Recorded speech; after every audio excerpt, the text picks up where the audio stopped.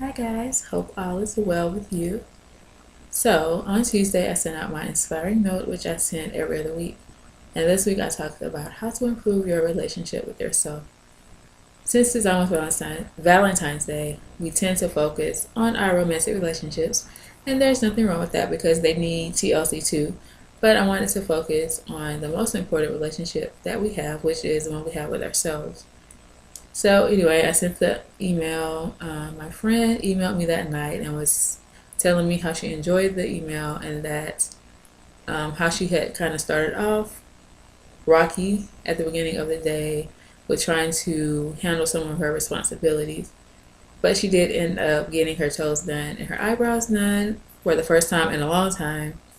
And so she ended the day on a high note. And I think that as women, it made me think how we beat ourselves up about what we do or don't do, or how we feel like what we do isn't enough. And that's kind of what I told her, um, that you kind of have to be okay with whatever you can get done during that day.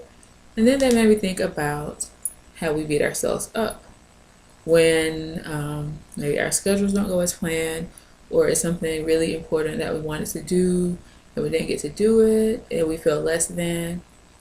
So, I wanted to share a few ways that you can stop beating yourself up. Because doing that, of course, it stresses you out because you're always worried that it's not enough, it's never enough. And I think as black women, we have the strong black woman and the superwoman syndrome. We're trying to be all these things to all these different people. We're not supposed to break a sweat, we're not supposed to cry, we're supposed to hold our heads high and just get ish done. But that's not reality unless if you do that, you're ultimately going to burn yourself out, break down or something. So that's why you don't need to beat yourself up about what you can't do. So the first step for how to not beat yourself up is to recognize that you're actually doing it. And so sometimes it's obvious to you that you're beating yourself up. Sometimes it might not be because it could kind of be in the back of your mind. Like for me, for instance, I might get on Facebook or Instagram, take a break, and then I'll see some stuff. Like I'm happy for women or people who are doing big things, but then sometimes it makes me feel like what the heck am I doing with my life? Like this person has written another book or they're in this magazine or whatever, and then I'm kind of like, man, like what's wrong with me? Like what's going on in my life?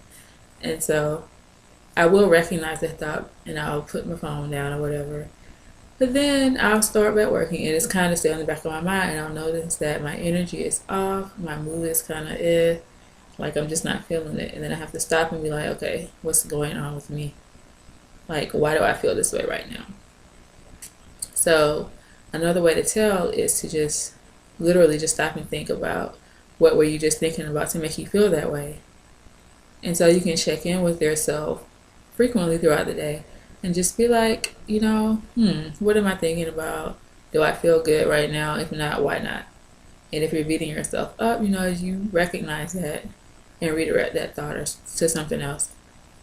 Which brings me to number two, which is to reframe that thought, which you can do using affirmations, which is reaffirming that you're enough, that you do enough, that you're doing your best, that this life is your life, that you're you, and you don't have to be like anybody else. So just come up with affirmations that affirm the positive things or to reframe the situation. So the third thing is finding out what triggers you to beat yourself up. So it could be social media, looking at what other people are doing and thinking that you're not doing enough. It could be looking at people around you in your life, and or they might say something to you that makes you feel like you're not doing enough, and so you start beating yourself up. So figure out what those triggers are and try to, if you can't like eliminate it, try to lessen. For example, if it's social media, you can lessen the amount of time you spend on there, or just set an amount of time to stay on instead of just keep scrolling, and making yourself more and more upset. So the fourth way is to know that you and your journey, your situation is unique.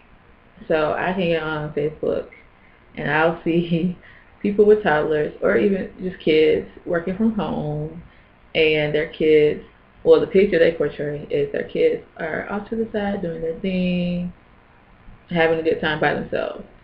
That's not my reality. And sometimes Nyla will go off and do her own thing, but a lot of times she likes to run around, and I'm constantly getting up, taking things from her or whatever. So it's important to realize that everybody's situation isn't yours. So you have to do what's right for you, and you can't beat yourself up about the fact that your life isn't like someone else's, because you have your life, they have their life, and we all have to deal with different stuff. So there's no point in beating yourself up about not being able to do what somebody else does. So a lot of my entrepreneur friends on Facebook, their kids are homeschooled, their kids are older, so it's a different situation. So I can't judge myself based on somebody else's situation. I have to focus on myself and just do the best I can with what I have at the moment. Which brings me to the fifth way to stop beating yourself up, which is to be okay with doing your best. Emphasis on your, just know that whatever you do is enough. You are enough. You do enough. As long as you're doing your best and just trying, that's good enough. You don't have to try to be like somebody else. Oprah said once, you can have it all, you just can't have it all at once. I will say you might can't have it all at once, but it might not be in your best interest, because you do have it all at once, you're going to be burned out, stressed out, all these negative things, which is not what you want. So I would just encourage you, like I said, to just know that what you do is enough.